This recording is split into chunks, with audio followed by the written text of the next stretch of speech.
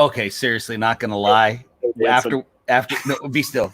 Every time after we do this show, I find myself dancing and humming that song. I'm like, boom, boom, ba-doom, ba-doom, boom. It does kind of remind me of what's happening. A little bit. So what's happening, guys? Here we are, since we're talking about what's happening. Hey. Why do we always have to pick something where we're showing our age, right? Seriously. What happens? Hey, oh, look, there's Todd. He must have been waiting with bated breath. What's happening, Todd? So here we are, back for another episode of Indie Invasion Shorts after a very successful Coastal Con. Considering COVID and everything, it was a very successful Coastal Con. We'll talk a little bit about that. But Eric, just by happenstance, what are we going to be talking about tonight? Well, tonight, guys, we decided to talk about conventions. So we figured we could ramble a little bit, and kind of coincidence, isn't it? What a coincidence, man. Wow. Almost like we planned it. Almost, right?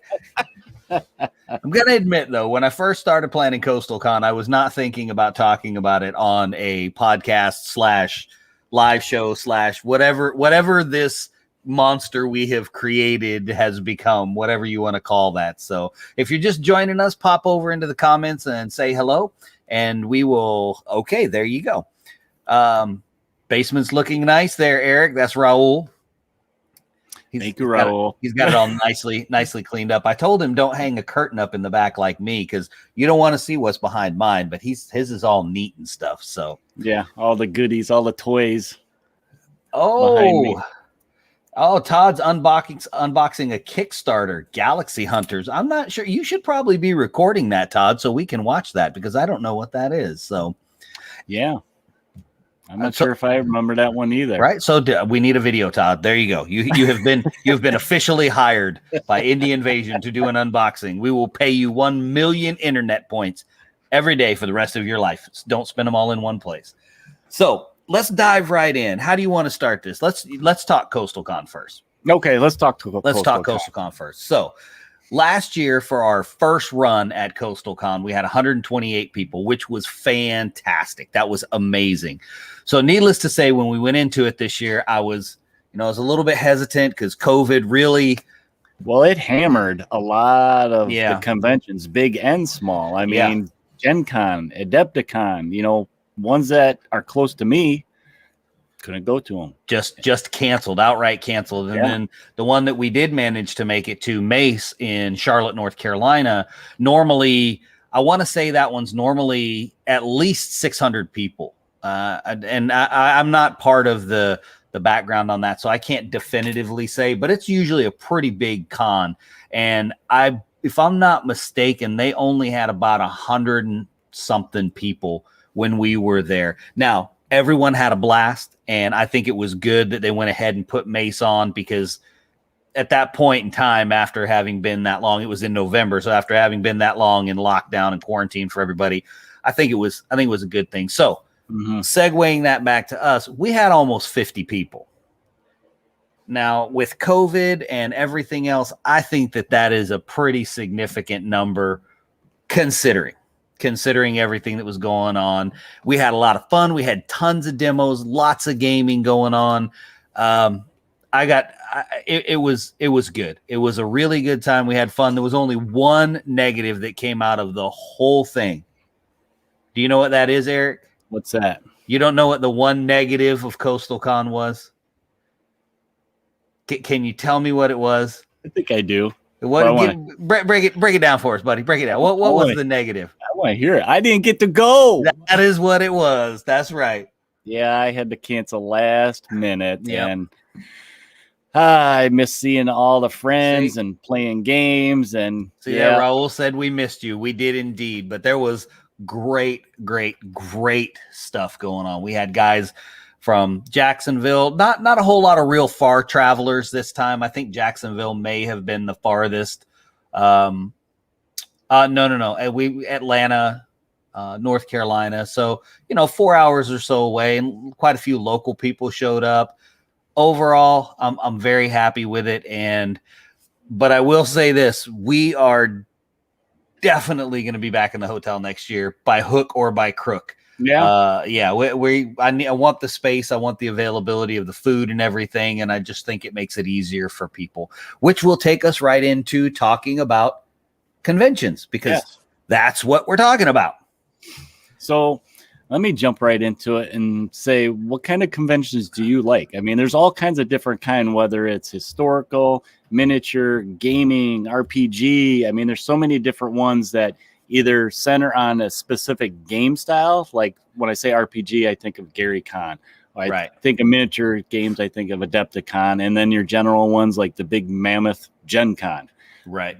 What kind of ones do you like? You like those big ones, small ones? I don't really like the big ones personally. And for you guys that are listening, pipe in, even if you're watching later, jump in and say which kind you like too. But I guess you kind of have to qualify what counts as a large con, because I really love Mace. And the funny thing about Mace in North Carolina is it's not a miniatures convention. It's an RPG convention where D&D Adventure League, all kinds of stuff going on like that. But they're always happy to have our little group of people come in and show off some mini games. Mm-hmm. So we do that, but it's a really great one. And like I said, that one's probably 600-700 people. So that's pretty decent sized. So I guess that's probably about the size I like personally. I loved the one time I went to Adepticon, but it was just like, I needed 5 more days. Yeah. You know what I mean? I needed 5 more days so I could try everything. I mean, what is it do you like about the little ones? Because they are so small scaled, you can kind of interact with groups of people there better. Now, this is going to sound funny because you and I connected at Adepticon, one of the biggest, right? But I feel like I get to know people better at the smaller ones. And that's why I said it was funny, because after I just say that and I met you at Adepticon. I don't know. I just kind of, it seems a little bit easier to operate in. Doesn't always seem as crowded. I can remember just Adepticon was overwhelming with everything. Now that might've been a little bit my fault, because I did bring 7 tables worth of terrain with me. So it's not like I just rolled right in there.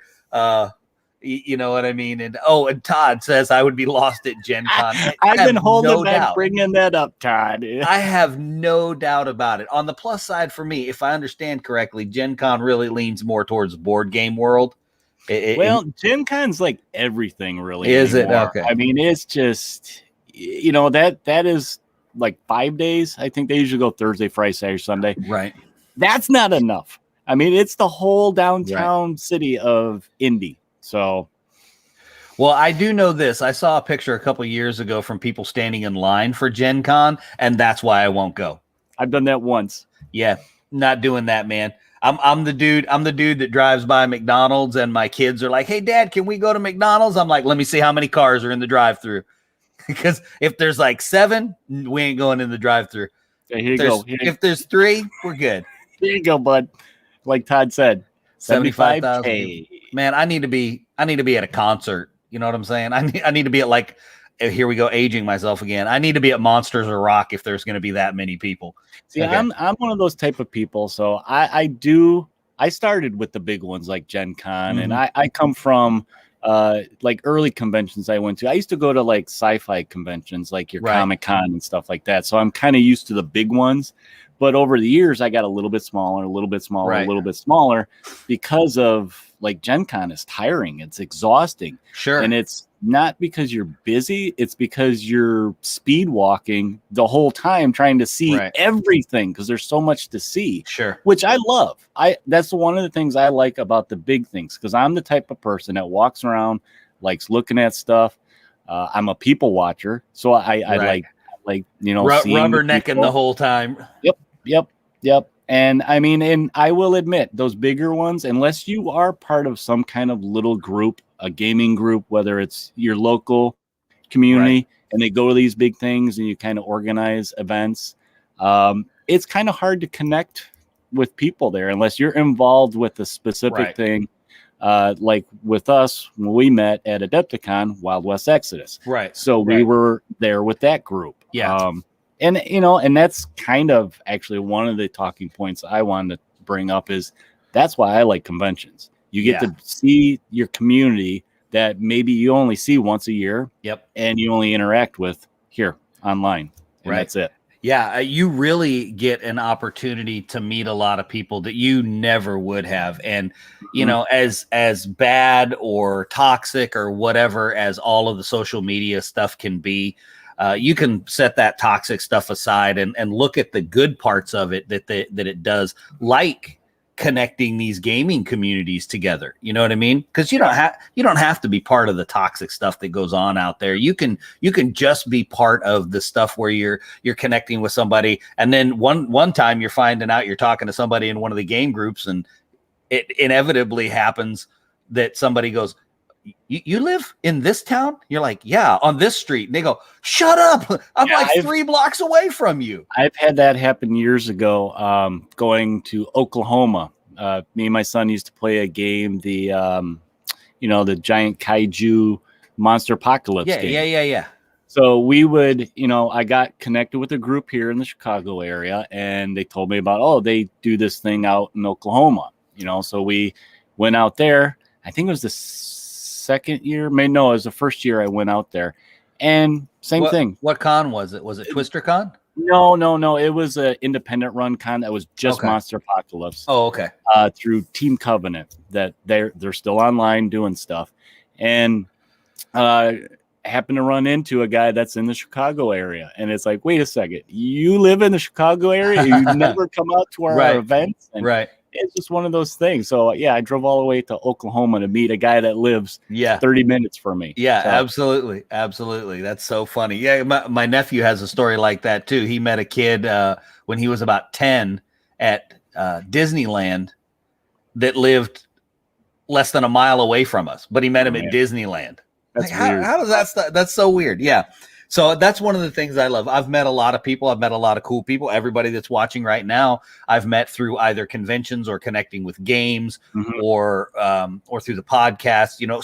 Some element of the gaming world, and it's almost like the conventions are the culmination of all that stuff. It's the culmination of what we do on Indie Invasion and what we do in our game groups and on our tables. It's like where all of that stuff comes together, and you get to go show off your stuff and play games with people and just have a good time.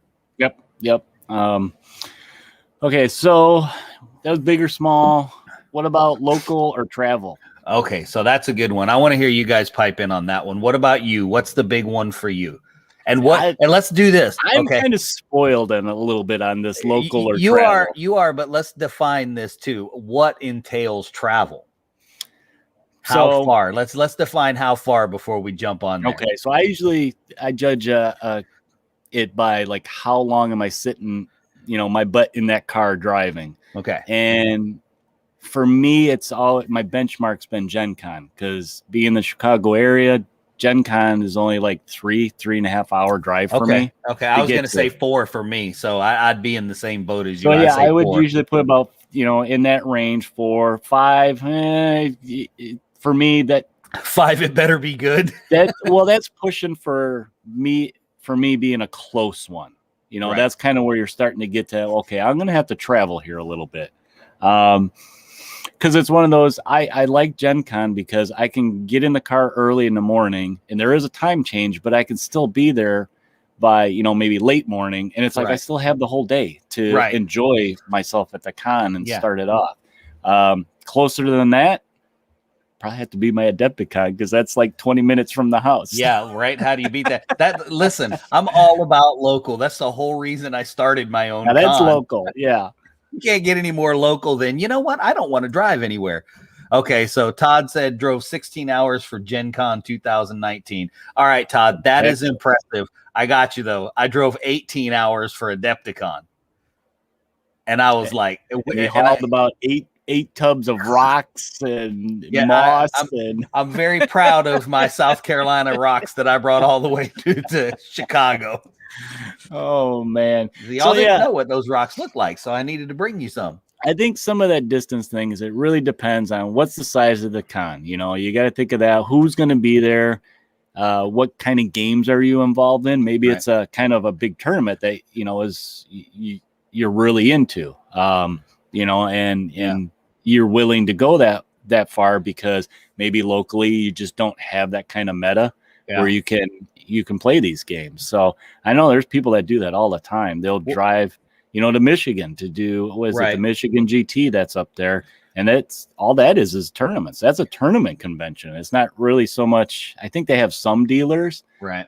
But it's not like, say, GenCon, where you have that football-sized field full of just rows and rows of different, vendors. Yeah. I also, since I run demos, I'm bringing so much stuff. I think that's why I stay a little bit more local, because I don't want to drive too far. I've already got a carload of stuff that I'm taking and unloading when I get there. And usually I'll get into a convention for free because I'll run 11 or 12 hours of demos per day that I'm there. Mm-hmm. So I think that's one of the things that kind of keeps me a little bit closer, because if I were to go to Adepticon again, I'm flying to your house and I'm riding to Adepticon with you. You know what I'm saying? I'm not driving again. The last few years, that's all I do is I drive down early in the morning so I can get my good parking spot. Mm-hmm. And then I'll leave at usually every day. It's later and later, 12 o'clock, 1 o'clock, 2 o'clock in the morning. And then it's like, oh man, I got to get up in like 5 hours. Now I'm going to tell you, that's one of the things that's a good segue for this one right here is I prefer a convention in a hotel. And I want to stay in that hotel. Go downstairs. That way I can be downstairs at 3 o'clock in the morning and stumble. And that's a sober stumble too. Okay. But I'm so tired from running games and running my mouth with people that I haven't seen, or just talking, whatever, making new friends it's gotta be in the hotel. That's one of the things that killed me about Coastal Con this year, was because we did it in our church building because it was free. Obviously, it wasn't in the hotel. People could have slept in the yard, I guess, if they wanted to. But you gotta be pretty hardcore gamer to camp out in the yard just to play a few demos. But so I got another segue there. What are some of the things you like to do at cons? You mentioned you run them, but do you like going to these cons and doing demos? I know a lot of people do. That's one of their major goals is they go to these conventions, see a game that maybe isn't released yet, and they get to try it out. I hate that. I hate trying a game that isn't released yet. It is because then you want to buy it. Right? I want it because I'm a sucker for games. I'm looking at you, Dwight. If you're still watching, I'm looking at you. High Noon, not released yet, and played it and had so much fun. And like I said at the beginning, incidentally won my first game. But so looking at you, Dwight. I'm looking at you. But I don't usually get a bunch of time to do demos. I could probably count the games on 2 hands that I've had the opportunity to play when I'm at cons, just because I'm usually so busy with demos. Because when I set up a demo, my whole purpose when I build a table to go is to build some eye candy. I want a big table of eye candy that even if you're not a miniatures player, you come over to the table and you're like, wow, man, that's pretty cool. What is this? And then it's on. I'm gonna tell you everything about the entire game, and I'm gonna get you to try it out. So I spend a lot of time doing that. But I say that to say that the past 2, so Coastal Con and Mace, with all the COVID stuff and the lower number of people, I actually got to play several games. So I played at Mace. I got to play Don't Look Back. I played Gaslands. I think I played a game of Twisted. So 3 games for me is pretty good. And then at Coastal Con, I was able to play. I ran some demos of the Drowned Earth. I got to play High Noon. I did miss out on one game that I've missed it 3 different cons in a row. It's called Crypts, Caverns, and Dungeons. Crypts, Caverns, and Catacombs. Yes. And it's not released yet. So it's one of those. It's not released yet.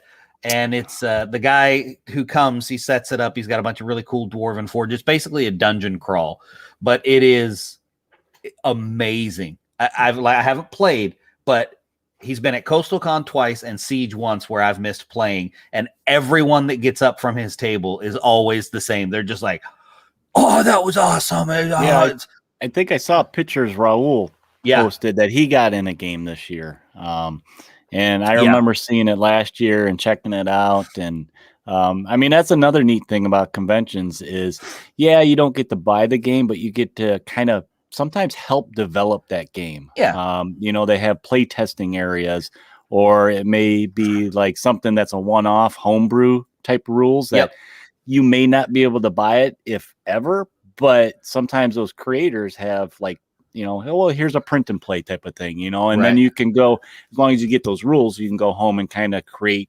the terrain and whatnot yourself. So that's kind of a neat thing about conventions too, is just that aspect of creativity and getting feedback from either people attending or, I guess that's more on the lines of why would you actually set up and be at a convention, but it's kind of neat to be able to go to those and maybe give your 2 cents in to somebody. Well, I know. So for instance, along those same lines there's a guy, and for the life of me, I can't remember his name, but he goes to Siege of Augusta every year, and he has created this game. I don't know how many years ago he created it. It's not for sale. It's not for general release. He just created it to bring to Siege. And what I love about it is that it really targets kids. And one thing about me in conventions is people have a tendency to be like, a kid will come up to your demo table and pick up your model that you spent 45 minutes painting for me or 6 days painting for Eric, which is why his looks better than mine. And you're like, oh, no, like that, because they might break it. But here's the thing, and I may have said this on the show before, I don't know, but video games don't say no. You know what I mean? So you got to let the kids play the games, or else we lose the next generation of gamers. And I think that that's a really, really super important aspect of doing those games for people. I see more and more at the conventions. You see your families of gamers, and it's nice to see that the parents are kind of showing the kids, that the genre of gaming and community, because as they grow up, they develop the same habits, and we continue that cycle so we can continue our hobby. Absolutely. And well, that guy at Siege, the game he created, like I said, not available to buy or anything like that, but he sets up this big cafeteria. It's got little lockers on the side and little cafeteria tables, and he uses these dolls that are on bases, dolls about this big, and it's a food fight. That's the game. It's a food fight, and it's awesome. So my 16-year-old has been playing it since he was like 10 at Siege of Augusta. Every year he goes over and plays it. And my other 10-year-old won this year. So I got a great picture of him. He's all like that because he won because his big brother was playing too, but he beat him. He beat the seasoned player in the food fight. But those kind of things, I love that. I love that part of it. All right, so now let's go on to cool swag. That's a big reason people like going to cons, is what kind of cool, one of a kind, maybe promo type stuff that you can get. Because a lot of these ones, like Adepticon's always had the the swag bags that you can get. GenCon I know has it. Whether it's that or maybe it's like an exclusive, like a con yearly dice or something, or dice tray or something like that, or even a t-shirt. It could be a t-shirt. I need every con I go to, I need a t-shirt and I need dice. I want the year dice or whatever it is. It doesn't have to be a year, as long as it's got the logo on it of whatever the con is. That's what I want. I can leave happy if that's what I get, is a t-shirt and the die. Yeah, I used to not be overly, when it comes to gaming conventions, overly concerned with that stuff. But then the bug at Adepticon with their little swag bags that they have. And I got paintbrushes that over there that say Adepticon 2017 on it. And a lot of times, like, they're really good at, I got board games in swag bags before from like Fantasy Flight does it. I think it was Steamforge was the last actual game I got.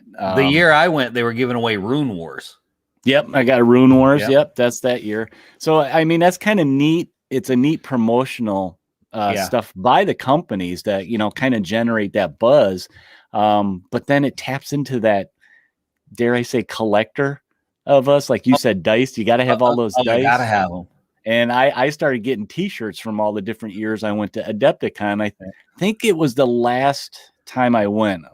So not last year, year before. A lot of times they had the T-shirts and they have like previous years. Right. Sometimes in goofy sizes, but man, I'll tell you what, I said, I take one of that one. I didn't care what size they were. I wanted the shirts. Yeah.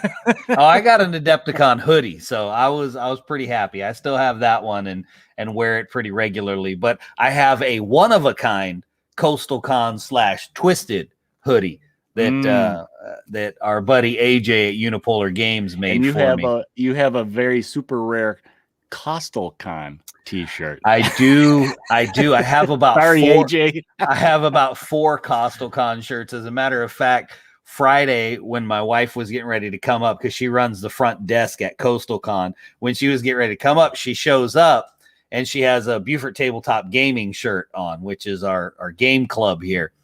And she said, I was looking for a Coastal Con shirt, but all I found was like 4 Coastal Con shirts in your drawer.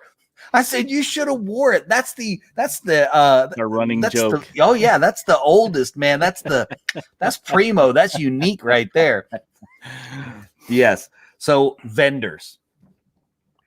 You like what, like buying lots of new toys and shiny. I tell you what, I have to start for any convention, whether it's GenCon, Adepticon, or the, you know, real small local ones.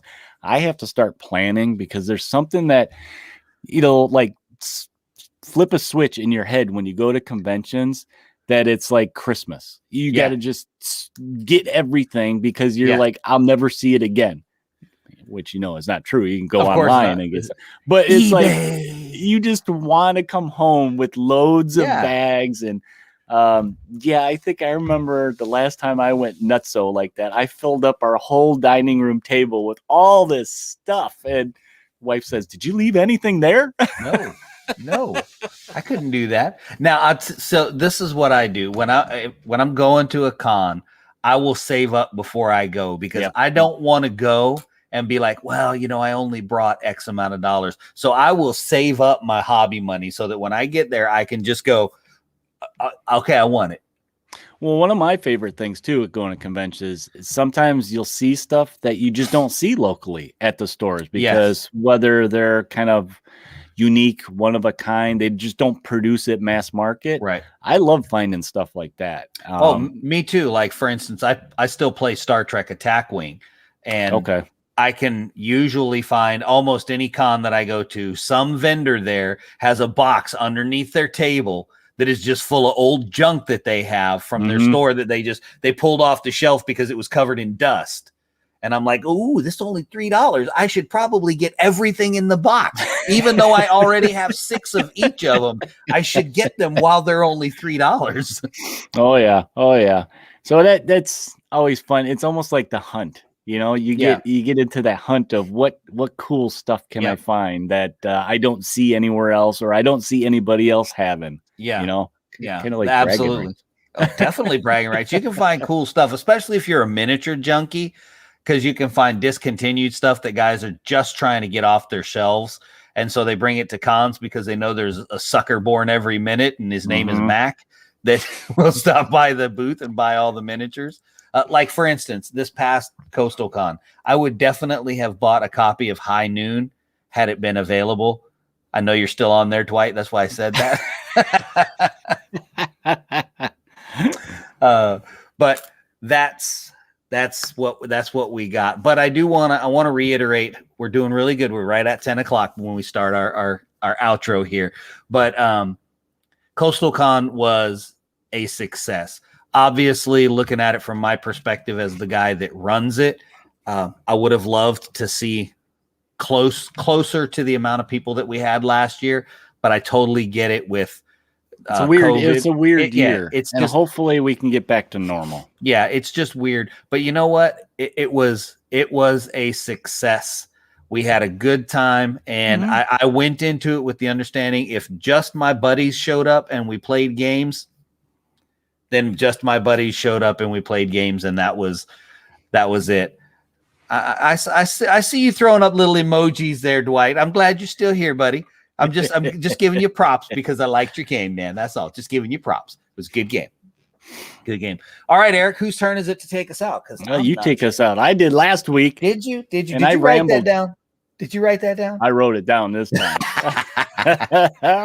Well, all right. I guess we can do that since they got some dancing Eric last week. So that's pretty high profile stuff. So, hey guys, don't forget, no plug for CoastalCon 2021. However, I'm going to plug CoastalCon 2022 right now because that's how I roll.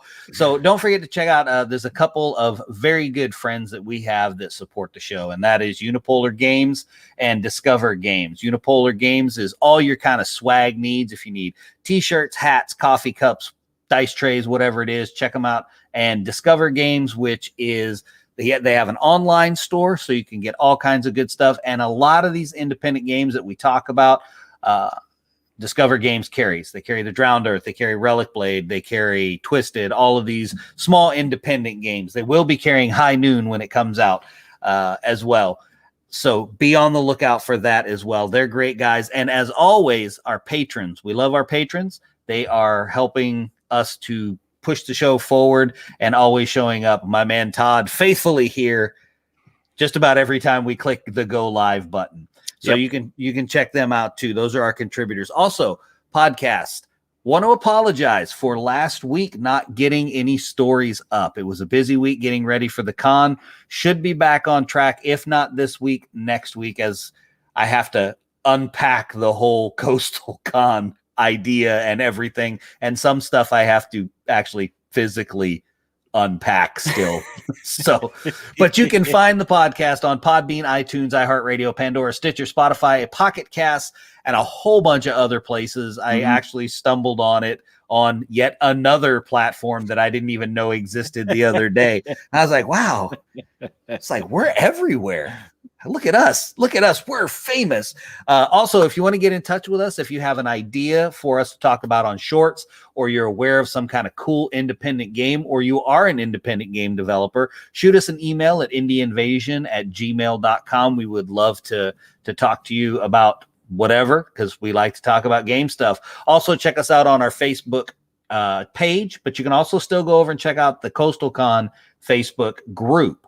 You can also check us out on YouTube, Twitter, Instagram, and Discord. We also are over on Twitch as well. We have a couple people watching over there. So if you want to help us out, go over and follow us on Twitch. We still haven't quite figured out how to be an affiliate. We know we have certain wickets we have to hit, so we're trying to hit those. So go check us out on Twitch if you don't mind. And the best way you can support the show is to just tell a friend. Tell a friend about the show. Give it a listen. If they like what they hear, then follow us on Podbean, because we like Podbean. And all those places are located right there. Yep. You can find a link to all of those places on the CoastalCon website. So get over the CoastalCon website. Check that out. Let's get some traffic over there as well. And when you're out there playing those games, having a good time, solving all of the universe's gaming problems, one game at a time, remember to prepare yourself for the invasion.